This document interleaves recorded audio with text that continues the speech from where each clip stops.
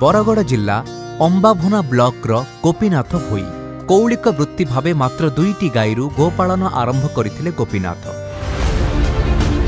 2022 रे मिलिला राज्य सरकारक सहयोगर हाथ, मिलिला मुख्यमंत्री कृषि उद्योग योजनार सुजोग। गोपीनाथ आरंभ कले गोपालन रे नुआ उद्योग विनायक डायरी फार्म।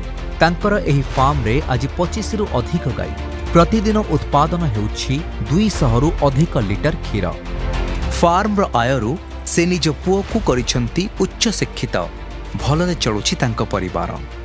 2 नु 3टा गाई थिले देसी वेराइटी, सेटा हमर आंचलिक जेन कहू 2022 रे गुटे लोन पैछु गवर्नमेंट नु जर्सी हमर एचएफ गिर टाइप रो गाई 20टा गाई रखु।